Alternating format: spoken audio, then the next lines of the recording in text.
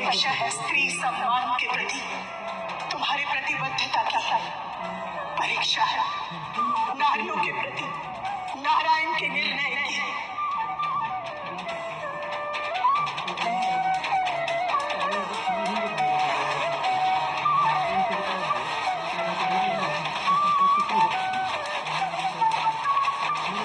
वासुदेव कृष्ण ने द्रौपदी की लगाई गुहार सुनी।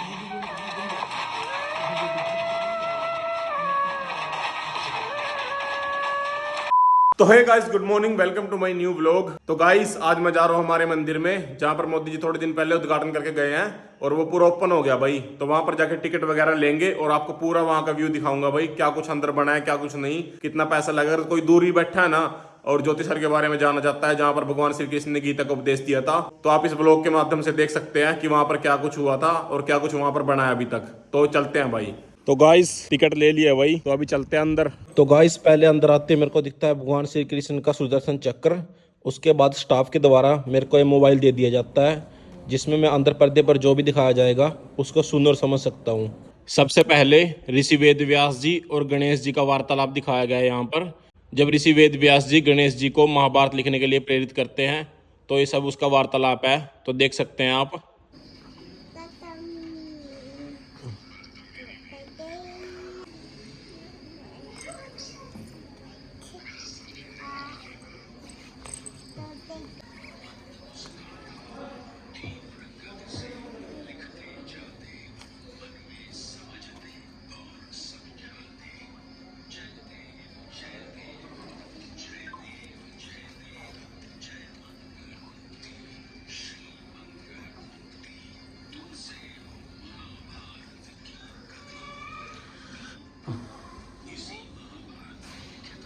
ब्रह्मा से स्टार्ट हुआ है, ब्रह्मा से स्टार्ट होकर चला है और इसमें जितने भी वंश के जितने भी लोग हैं जो महाभारत के युद्ध का कांड बने थे वो बताया गया है इसमें सब। तो ये ए का 4th पार्ट है, 4 पे क्लिक करके सर आप सुन सकते हो।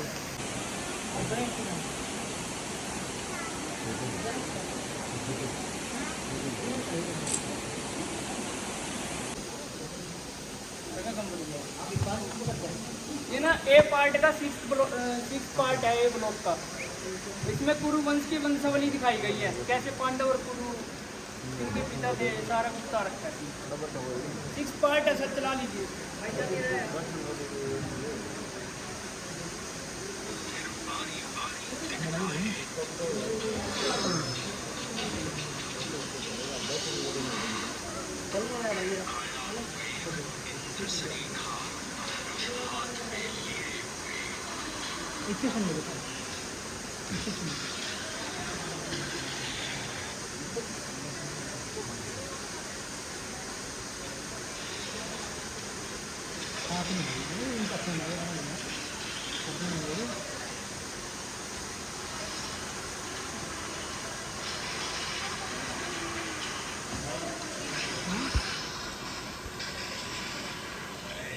उसने बाण चलाए, देख देख सब चकित हुए।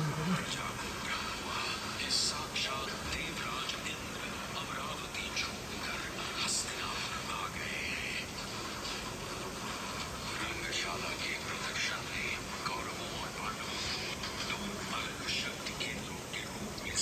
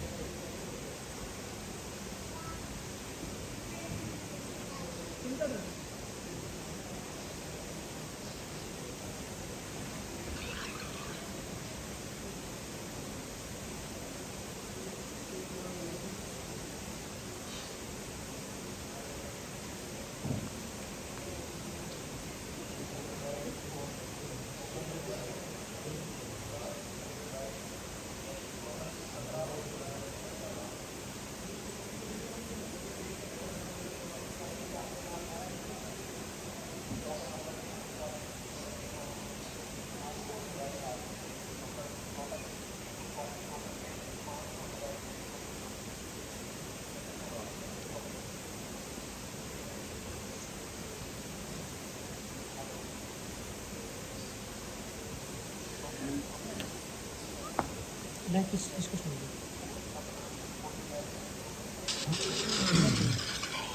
अग्नि से यज्ञ सेनी को उत्पन्न होते भी देखा।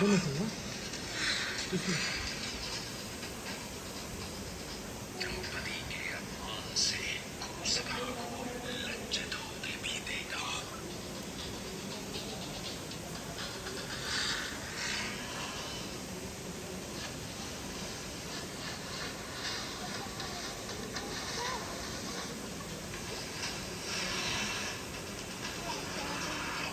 चक्रव्यूह में अभिमन्यु के वध से कुरुक्षेत्र को भी लज्जित होते देखा। शांति स्थापना भी हुई और धर्म स्थापना भी। आगे आने वाले परिसरों में इसी महाभारत कथा के पृष्ठों को आप विस्तार से अपने सामने खुलते हुए देखेंगे। आप स्वयं तय करेंगे कि ये युद्ध वास्तव में था किसका, धर्म का, अहंकार का, सम्मान का, महत्वाकांक्षाओं का अथवा धर्म का। श्रुतवादं भवति नृणां सुखावगाहः विस्तीर्णं लवणजलं यथा प्रवेन। महाभारत की कथा के आरंभ में भी इसी प्रकार पहले सारी घटनाएं संक्षेप में बता दी जाती है। ये संक्षिप्त परिचय उस नौका की भांति है जो इस सागर के समान विशाल कथा को पार कर लेने में सहायक है। आइए अब दर्शन लाभ लेते हैं कुरुक्षेत्र की 48 कोस की भूमि की यात्रा का, जिस पर ये महासमर लड़ा गया। वो यात्रा जिसका एक एक पग अपने आप में तीर्थ है। 48 कोस जो मुक्ति का परम धाम है।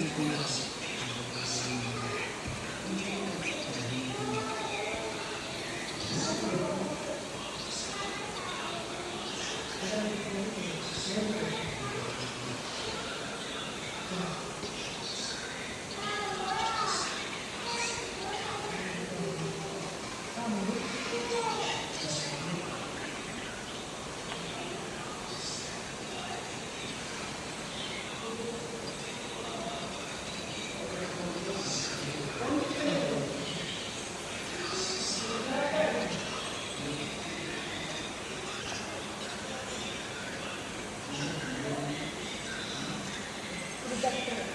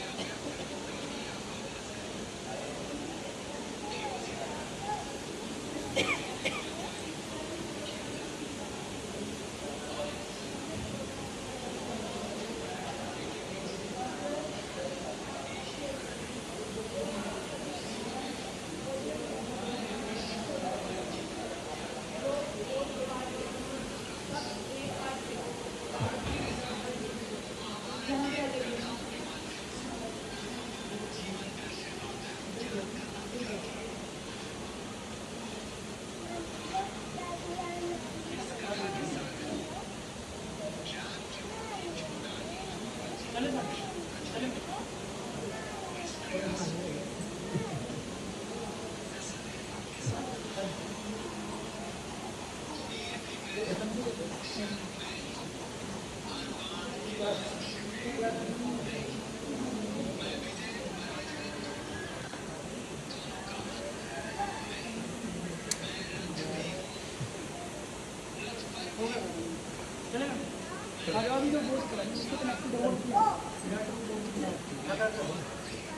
तो होने दे मेरे पूरा काम हुआ बाकी अभी पूरा होने दे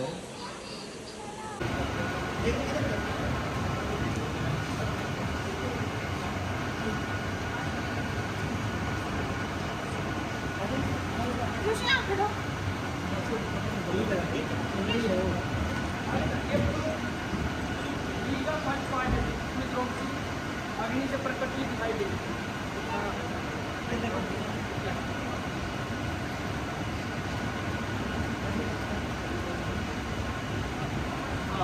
बैठ करके लोग कालखंड में जन्मी और अपने अंत तक पहुंच गई, या फिर इसके बीज इतिहास की भूमि में बहुत पहले से बो दिए गए थे।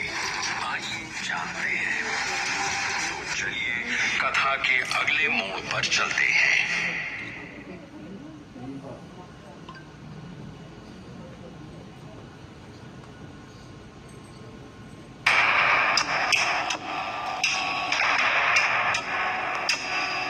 पिछले भाग में जो प्रश्न आपके समक्ष आया था, उसका उत्तर इस भाग में एक और अभिभूत कर देने वाले अनुभव के रूप में आपकी प्रतीक्षा में है। इस समय आप अपने सामने देख रहे हैं एक प्राचीन काल की महाभारत की पांडुलिपि, जो आज से कई 100 साल पुरानी है। आज 21वीं शताब्दी में आपके समक्ष स्थापित होकर महाभारत की ये प्रति हमारे इतिहास, वर्तमान और भविष्य को जोड़ने वाले सेतु का कार्य कर रही है।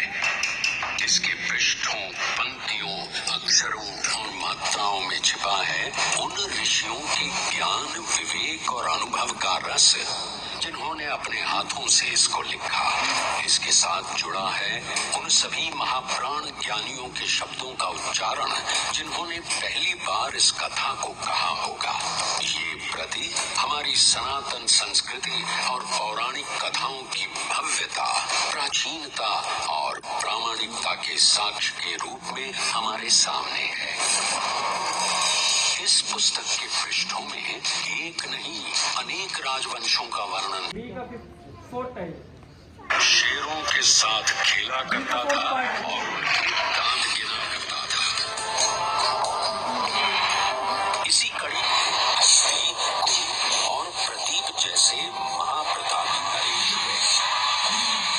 राजा प्रदीप के पुत्र शांतनु की पीढ़ी वो पीढ़ी थी जिसकी महाभारत की कथा में प्रत्यक्ष और सक्रिय भागीदारी थी। ऐसा इसलिए क्योंकि शांतनु के पुत्र भीष्म इस कथा के एक महत्वपूर्ण स्तंभ बने। आगे चलकर धृतराष्ट्र और पांडु से होती हुई ये कथा 5 पांडवों और 100 कौरवों के बीच खींची लकीरों तक पहुंची। इस कथा ने अपनी विशाल भुजाओं में कौरवों और पांडवों की अगली 3 पीढ़ियों को भी समा लिया।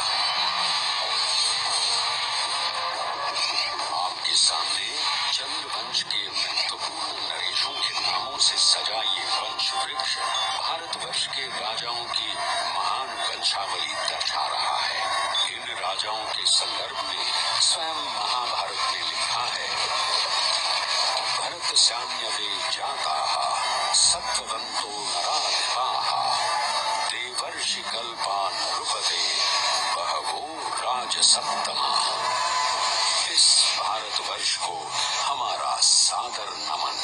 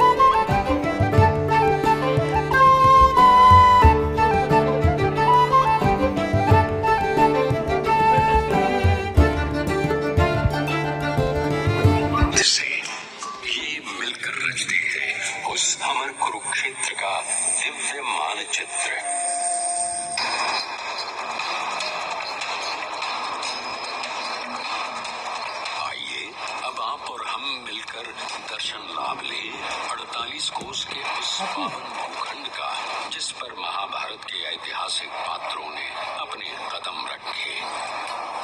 वो भूखंड जो महाभारत काल के अधिकांश युद्ध वीरों के लिए मोक्ष की भूमि बना और आज भी भारत और विश्व भर से जनमानस मोक्ष को तलाशते हुए यहाँ पहुँचते हैं। समूचे विश्व में एकमात्र ऐसा भूखंड जिसको धर्म क्षेत्र की संज्ञा दी गई, जो निर्विवाद रूप से पहले विश्व युद्ध का साक्षी बना। 48 कोस का ये पावन भूखंड हरियाणा की इसी पावन भूमि पर है और जींद, पानीपत, करनाल, कुरुक्षेत्र और कैथल के बीच स्थित है। आप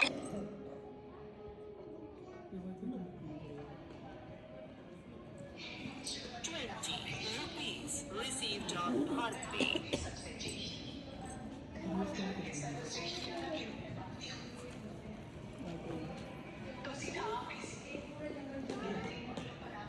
कौन सा है भाई, कौन सा है?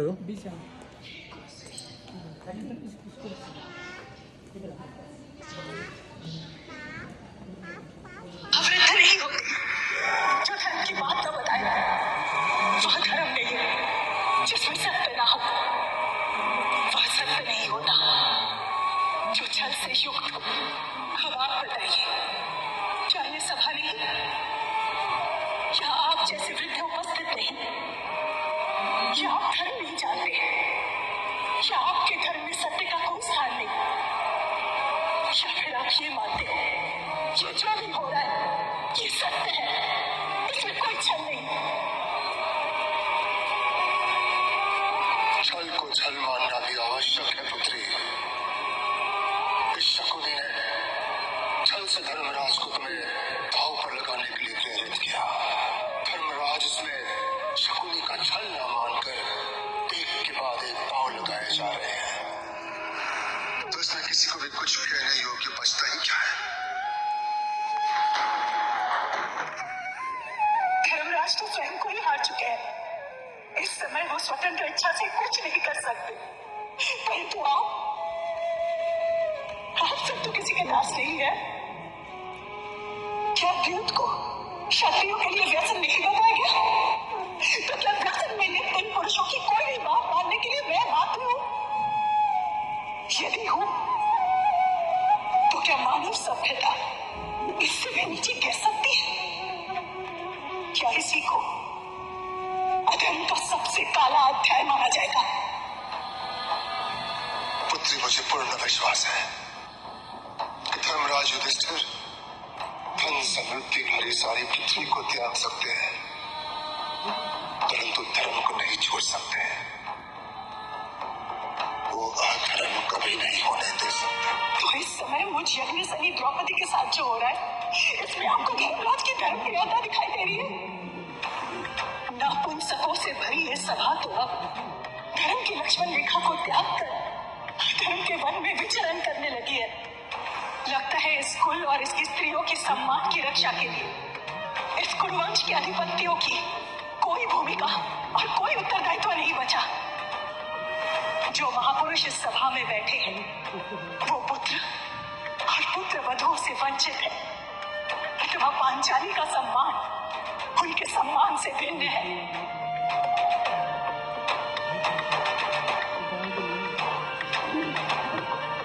लगता है जिन मूल्यों पर आपका ये भरत वंश खड़ा था वो सब नष्ट हो चुके हैं। हे गोविंद, हे कृष्णा, आज परीक्षा है मेरी आस्था और तुम्हारी मित्रता का।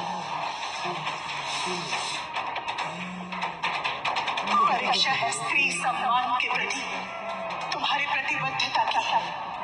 परीक्षा है नारियों के प्रति नारायण के निर्णय की।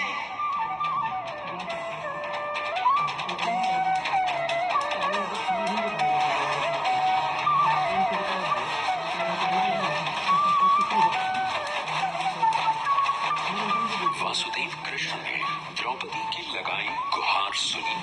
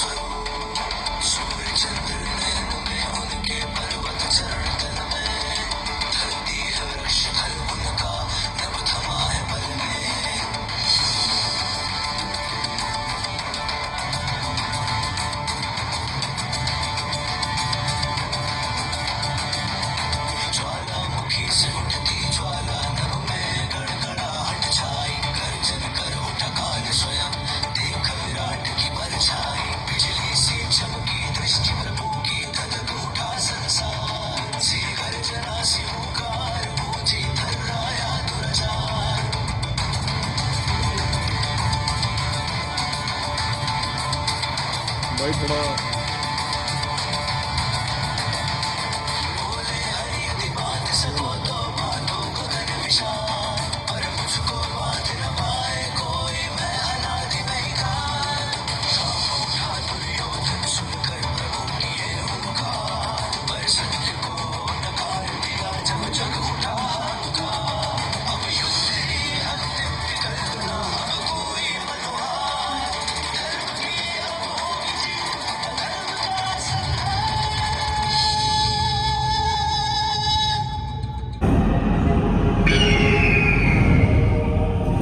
जम्बू द्वीप के लगभग हर कोने से आई श्रेष्ठ पुरुषों की सेनाएं दुंदुभी और नगाड़ों के साथ सिंहनाद करते हुए कुरुक्षेत्र की विशाल भूमि पर आकर खड़े हो गए।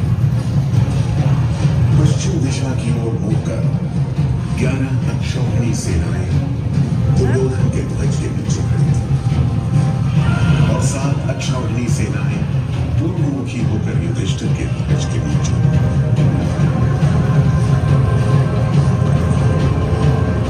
संख्याबल तो निश्चित ही दुर्योधन की ओर था, परंतु धर्म के बल में युधिष्ठिर का पलड़ा भारी था। उन दो विशाल सेनाओं के बीच सबसे दिव्य तेज लिए पार्थ सारथी बनकर खड़े थे। इस महासमर के सबसे महत्वपूर्ण स्तंभ, जिनकी विराट दैवीय कल्पना का ही परिणाम था, महाभारत, स्वयं वासुदेव श्री कृष्ण।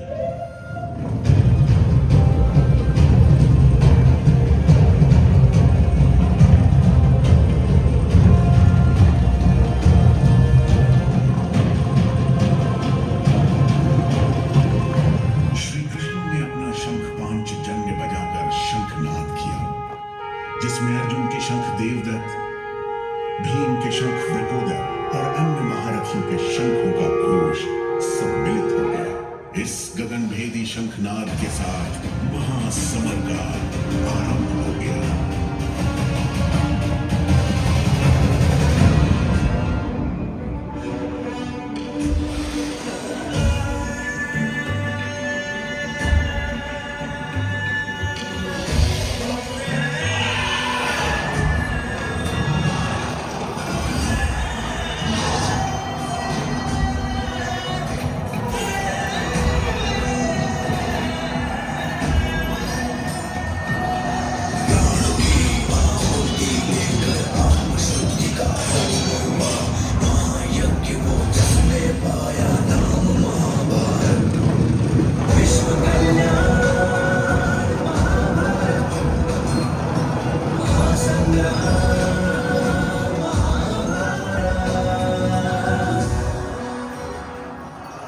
पहले दिन का युद्ध आरंभ हुआ।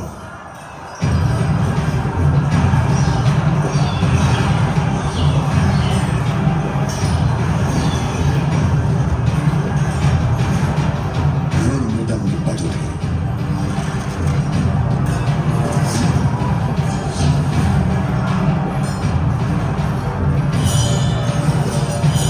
दसों दिशाओं में अस्त्र शस्त्रों का शोर गूंज उठा।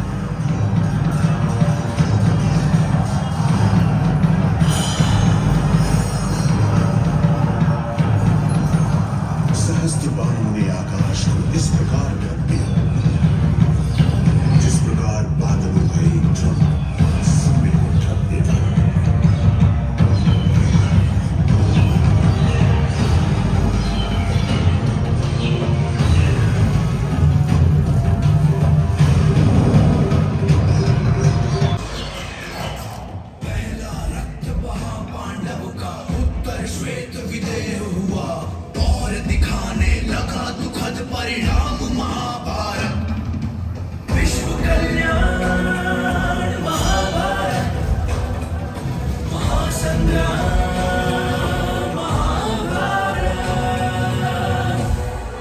युद्ध अपनी गति से आगे बढ़ रहा था, परंतु तीसरे दिन तक भी अर्जुन तो पितामह भीष्म की गति को रोक पा रहे थे। न ही कृष्ण की अपेक्षा के अनुरूप अपनी धनुर्विद्या का प्रभाव दिखा पा रहे थे। पांचों भाइयों में से किसी का वध न करने का प्रण निभा रही है। फिर भी हमारे और विजय के बीच अचल दुर्ग बनकर खड़े हैं। अब इस दुर्ग का ढह जाना आवश्यक हो गया है। विजय तभी मिलेगी जब हम उनके अपने ही वचनों से राह निकालें। कृष्ण और समस्त पांडव दल ने मौन और आदर भाव से पितामह के शिविर में प्रवेश किया। प्रणाम पितामह। पितामह, आपके रहते हुए विजय की ओर बढ़ पाना असंभव है। न बाहुबल साथ दे रहा है, न मनोबल। तो एक ऐसा संयोग उत्पन्न करो कि मैं स्वयं अपने शस्त्र नीचे रख दूं। मात्र उसी क्षण में जो भी योग्य होगा वो मुझे परास्त कर। हमारी सेना में शिखंडी है द्रुपद पुत्र। यदि वो अग्रिम पंक्ति में हो तो मैं उस पर शस्त्र नहीं उठाऊंगा। स्वयं शस्त्र भूमि पर रख दूंगा। तुम्हारी विजय का द्वार उसी क्षण खुलेगा। एक युगांतकारी प्रभात अब समीप था। सूर्य 10वें दिन का निकला, मन में एक निश्चय लिए। सूर्य 10वें दिन का निकला, मन में एक निश्चय लिए। रण में अर्जुन आए आगे, पर शिखंडी को किए।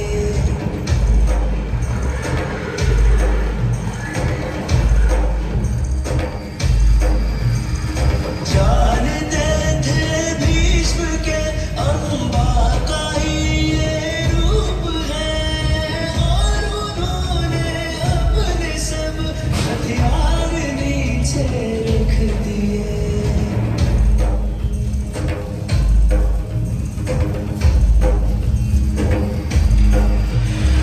सैकड़ों मारों की वर्षा करके अर्जुन ने तभी एक शिलासी बनाकर भीष्म स्थापित कर दिया।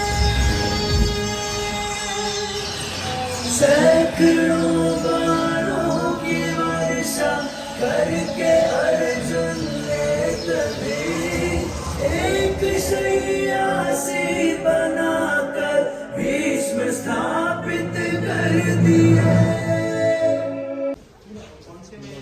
ये सी का फर्स्ट है सर। सी का फर्स्ट अर्जुन का गांडी जो उनको वरुणदेव द्वारा दिया गया था। 9 कहानियां हैं सर, जो आप ऐसे ही सुनोगे ना 1.5-2 घंटा लग जाएगा। मैं कल्ली बता देता हूँ। अभी हमारे 2 ब्लॉक और पड़े हैं। ठीक है सर। इसमें पहले बताया बकासुर युद्ध, बकासुर वध, सॉरी। इसमें जब ना पांडव और वनवास के लिए जाते हैं तो वो एक ब्राह्मण के घर रुकते हैं। उसमें गांव में पता क्या होता है, उसमें ना एक बकासुर नाम का राक्षस होता है जो प्रतिदिन ना एक की बलि लेता था और उसको भोजन लेता था। भाई मुझे भोजन खाना है, और एक की बलि लेता था वो। जब ये भीम को पता चली ना बात, पांडवों को पता चली, और जिनके घर वो रह रहे थे उस दिन ना उनकी बलि थी, तो उनकी जगह ना वो भीम जाते हैं वहाँ पर और उसका वध करते हैं। इसमें ये बताया गया सर। ठीक है सर, आगे आ जाए। और ये है बर्बरीक की दृष्टि, जो कि मेन कहानी है, जिनको आज आप खाटू श्याम के नाम से जाना जाता है। इसमें होता है जो बर्बरीक नाम जो भीम के पुत्र होते हैं और घटोत्कच के बेटे होते हैं। ठीक है। जब इनको ना दुर्गा माता के द्वारा 3 बाणों का वरदान दिया जाता है। जो एक तो करता है चिन्हित उनको जो बचाने होते हैं, दूसरा उनको चिन्हित करता है जिनको उनको मारना होता है, और तीसरा जो चिन्हित मारने वाले होते हैं ना उनको मार देता है। इन पे 3 बाण होते हैं। जब ये माता का आशीर्वाद लेते हैं ना, भाई मैं महाभारत के युद्ध में युद्ध लड़ने जा रहा, तो इसकी माता कहती है भाई तू जो टीम हारेगी ना उसकी तरफ से लड़ना। तो ये जब जा रहे होते हैं ना, तो बीच में श्री कृष्ण जी ब्राह्मण का वेश लेकर आते हैं और इसका ना परीक्षा लेते हैं 3 बाणों की। भाई तू 3 बाण लेके महाभारत युद्ध लड़ रहा है, तो कैसे जीतेगा। तो वो बताते हैं भाई एक तो मेरा चिन्हित करता है उनको जो बचाते हैं, और दूसरा जो मारते हैं, जो जिनको मारना होता है, और तीसरा उनको मार देता है। तो इन्होंने कहा भाई मेरे पीछे पीपल का वृक्ष है, तो इसके पत्ते को ना छेद करके दिखाओ। तो वो भगवान एक पत्ते को तो पैर के नीचे रख लेते हैं। जो तीर है ना वो सभी पत्तों को भेद कर उसके इर्द गिर्द श्री कृष्ण के पैरों के इर्द गिर्द आ जाता है। जब वो कहते हैं, बर्बरीक जी कहते हैं भाई श्री कृष्ण को, भाई आप ना अपने पैर को हटा लीजिए वरना आपके पैर को भेद देगा। और इसके ना नीचे आपका पत्ता पड़ा है जिनको इसलिए आपके पैर के इर्द गिर्द हो रहा है। श्री कृष्ण जी सोचते हैं भाई जब भी मैं युद्ध में पांडवों को लुको दिया या छुपा दिया तो ये तीर पक्का उनको आगे मार देगा, तो इसलिए वो उनसे शीश दान ले लेते हैं उनका, और जिनको आज हम खाटू श्याम के नाम से पुकारते हैं। और इन्होंने वचन लिया था भाई मुझे ना महाभारत के सारा देखना है, तो इनको ना एक पर्वत की उस पर इनका मुख रखा गया और इन्होंने सारा युद्ध देखा। जहाँ पे इनका तीर लगा था पैर पे, वहीं से उनकी मृत्यु हुई थी। वही महाभारत का युद्ध है ना, जिसमें भी जितने भी योद्धा सैनिक थे ना उनके लिए खाना यही बनाते थे, इनको यही जिम्मेवारी दी जाती थी। तो ये ना तो खाना तो ना ज़्यादा बनाते ना कम बनाते थे। तो युधिष्ठिर ने पूछा यहाँ पे ऐसे कैसे भाई कर लेते हो भाई, इतने सैनिक मर रहे हैं आप फिर भी खाना पूरा प्रॉपर बना रहे हो। तो ये बताते हैं भाई जितना खाना बनाने से पहले ना मैं श्री कृष्ण के पास जाता हूँ और उनको ना थोड़े से चावल दे देता हूँ, जितना वो खाते हैं ना उस 10,000 सैनिक के अनुपात से मैं उतने मुझे पता लग जाते हैं भाई इतने सैनिक मरेंगे आज, और उस हिसाब से मैं खाना बनाता हूँ। चावल खा लिए उतने हाँ। मतलब आज खत्म हो जाएंगे, बाकी बचेंगे उनके लिए भोजन बना देगा था। हाँ, ना ये ज़्यादा बनाते थे ना कम बनाते, पूरा एग्जैक्ट बनाते थे। तो इसमें होता है आए थे ना युद्ध में तो कौरवों की सेना को बहुत नुकसान पहुंचाया था इन्होंने। और जब